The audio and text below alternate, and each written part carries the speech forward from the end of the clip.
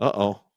Yeah, the other girl was inwardly passive-aggressive. This is outwardly passive-aggressive. You're not allowed to say anything. 6 words that you use every day that have racist origins. Although these words might seem harmless, they are rooted in a long history of oppression and racism in the US. Number 1, nitpicky. This refers to enslaved people who were forced to pick nits or lice out of other people's hair. It was a very dehumanizing task. Number 2, gyp. This is actually related to the word gypsy, which is a slur for Romani people. Number 3, no can do.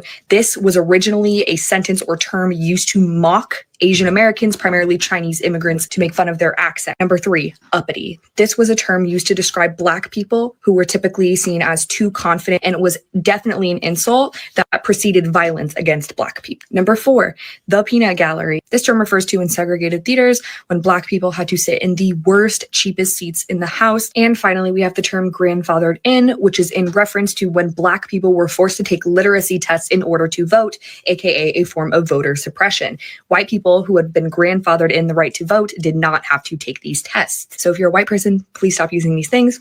Peace and love. I will not. Sounds like the white person in the peanut gallery is getting a little uppity and a little it does about how people should use their speech. speech.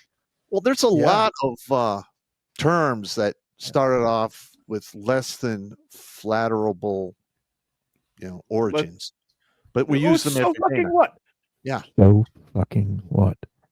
Yeah, I use a lot of that stuff all the time. I don't care. Yeah, who cares? Stop being so thin-skinned. I miss the freaking 80s when there was no such thing as thin skin. You could say anything. Yeah. Well, you might get busted in the mouth, but you can still.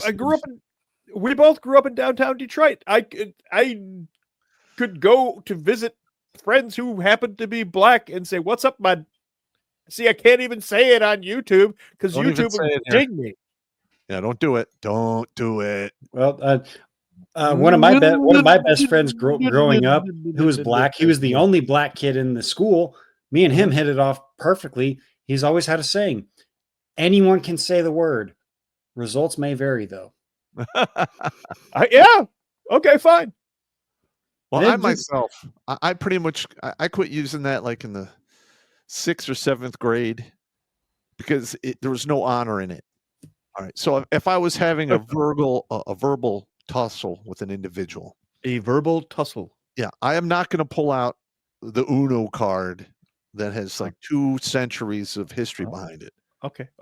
I'd rather make fun of your tattoos, your hair, your acne, your accent, your mama, the clothes you're wearing, whatever. It was a laundry list. When you get into these verbal tussles with other individuals, when you get into these verbal tussles, do you ask them to hold your sody pop? No, I do not. Just don't ask them to hand you a twisted tea because, well, you'll be slapped the ever-living fuck out of it. If you don't know what that reference is, I highly recommend you looking up the Twisted Tea slap. Okay. Hilarious. Okay. I wasn't the one doing the slapping with the Twisted Tea. It was a very large Black man that slapped the ever-living shit out of a crackhead white boy. I've seen it. Was great. Watch Grunt Speak Live every Tuesday and Thursday at 8 p.m. Eastern. And if you want to join Pop for Supporters Sundays, go to redonkulous.com/donate and make a monthly pledge. A link is in the Meat Gazer box.